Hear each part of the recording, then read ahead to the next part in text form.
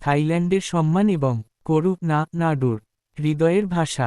হৃদয় থেকে উঠে আসা সত্যিকারের কথার কোনো ভাষা, দেশ বা সীমানা নেই। ভাষা শত হতে পারে, কিন্তু অনুভূতি এক। এই চিরন্তন সত্য পৃথিবীর সব দেশ ও সব কালের জন্য সমানভাবে প্রযোজ্য। গতকাল ৮ই মে ব্যাংকক, থাইল্যান্ডে অনুষ্ঠিত আন্তর্জাতিক পরিবার দিবস সেই সত্যেরই এক উজ্জ্বল সাক্ষ্য হয়ে উঠেছিল। এই আন্তর্জাতিক অনুষ্ঠানের কেন্দ্রবিন্দু ছিলেন কর্ণাটকের কবি, বহুমাত্রিক চিন্তাবিদ, সংগঠক ও কৃষক নাগতেহল্লি রমেশ। বিশ্বের নানা দেশের মানবাধিকার কর্মী, পরিবেশপ্রেমী ও সমাজচিন্তকের উপস্থিতিতে আয়োজিত এই অনুষ্ঠানে তিনি প্রধান বক্তা হিসেবে অংশগ্রহণ করেন। পরিবেশের গুরুত্ব, মানবাধিকারের প্রয়োজনীয়তা, নারীর মর্যাদা ও মানব সভ্যতার ভবিষ্যৎ নিয়ে তার বক্তব্য উপস্থিত অতিথিদের হৃদয় স্পর্শ করেছিল। তার কথার সারমর্ম ছিল এমন: মাতৃত্ব হল সৃষ্টির আদিম দর্শন। মায়ের মমতা এবং পৃথিবীর করুণা, কেবল এই দুটিই মানবজাতিকে রক্ষা করতে পারে। নারী কেবল একটি জৈবিক অস্তিত্ব নন, তিনি এক জীবন্ত চেতনা, অনুভূতি ও সহমর্মিতার উৎস। নারীর মধ্যে হৃদয়ের আলো জ্বলে, সেটি অন্তরের দীপ্তি। কিন্তু পুরুষের মধ্যে প্রায়শই কেবল বুদ্ধিবৃত্তিই জ্বলে ওঠে, আর সেই বুদ্ধি অনেক সময় অন্ধকার কক্ষের মতো হয়ে ওঠে। সেটি পুরুষের অহং, আমি আসক্তি। এই প্রসঙ্গে তিনি স্মরণ করেন জালালউদ্দিন রুমির অমর বাণী। আমি বললাম, আমি এসেছি, দরজা খোলো। দরজা খোলেনি। যখন বললাম, তুমি আছো, তখন দরজা খুলে গেল। অর্থাৎ, পুরুষ তো অনেক সময় আমি কেন্দ্রিক এক মানসিকতা হয়ে দাঁড়ায়। এরপর তিনি নিজের একটি কবিতা স্মরণ করেন: নারী নির্বাচনকারিণী, যা পায় সব কুক্ষিগত করে না। পুরুষ যা পায় সব চেটে দেখতে চাওয়া এক চপল প্রাণ। সেই চপলতার জন্যই সভ্যতাগুলো উঠেছে, আবার ডুবেও গেছে। আর শেষবের মাঝখানে বসে থাকা নারী, পুরুষের বিভ্রম, স্বপ্ন ও মতাদর্শকে নিজের নির্বাণের নির্বতায় সান্ত্বনা দিয়ে হাত ধরে নিয়ে চলে এক সভ্যতা থেকে আরেক সভ্যতায়। তিনি বলেন, গৌতম বুদ্ধা এবং জিসাস ক্রাইস্ট উভয়ের মধ্যেই ছিল গভীর মাতৃহৃদয়। তাই আজকের পৃথিবীতে বুদ্ধ ও যিশুর দর্শনই মানবজাতির পথপ্রদর্শক হওয়া প্রয়োজন। বিশেষত যখন বিশ্বযুদ্ধের অন্ধকারে নিমজ্জিত, তখন শান্তি, প্রেম, করুণা ও সহনশীলতার বার্তা নিয়ে শত শত বুদ্ধ ও যিশুর হৃদয় সংলাপ পৃথিবীতে প্রয়োজন। তিনি বলেন, যুদ্ধের সবচেয়ে বড় শিকার নারী ও শিশু।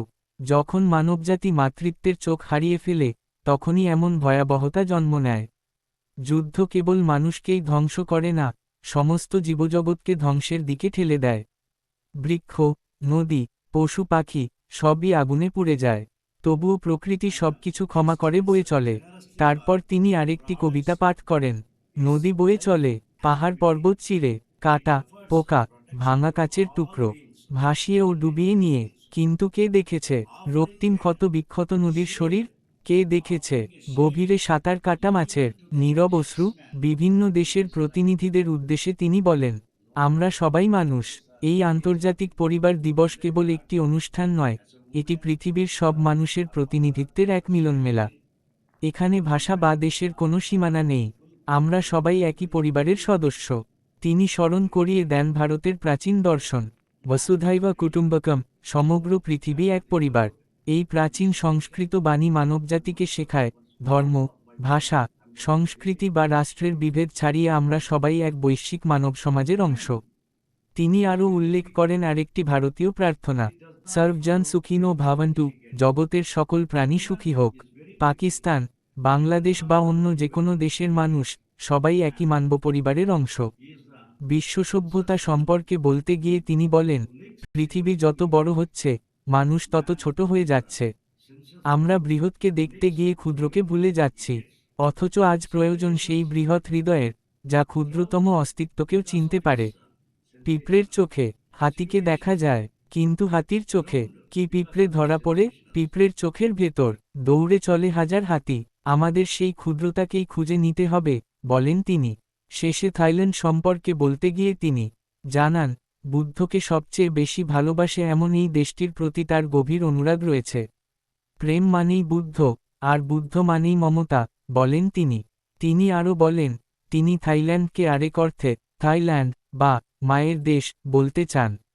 কন্নড় ভাষায় থাই মানে মা। তাই আমার কাছে থাইল্যান্ড যেন বুদ্ধের মাতৃস্নেহে ভরা এক ভূমি। তিনি বলেন, এই দেশে সম্মানিত হওয়া তার জন্য গর্বের বিষয়। পাশাপাশি তিনি আশা প্রকাশ করেন, থাইল্যান্ড শুধু ভ্রমণ ও বিনোদনের দেশ হিসেবেই নয়, বরং করুণা, আধ্যাত্মিকতা ও মানবিক চেতনার এক মহান ভূমি হিসেবেও বিশ্বে পরিচিত হোক।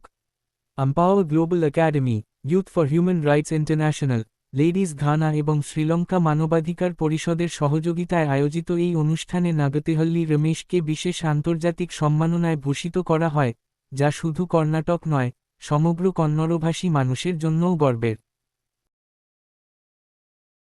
This is from Guardians of Human Rights Florida Foundation, the CEO and the President, Zarin Maza, Florida. This is going to Mr. Nagathalli Ramesh, the poet, thinker, and agriculturist and social activist. So this is especially from US, from Zarin Maza to Nagathalli Ramesh. This is a special award for him. So over to you. Thank you. And welcome on board. We are very happy to have you. Thank you. Today we are going to celebrate United Nations International Families Day. First of all, I want to say that women nothing but nature.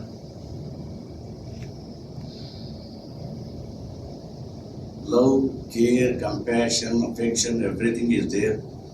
You see, look at me, I think two eyes, whether the Buddha or Jesus, love, care, compassion. Their motherhood is very important.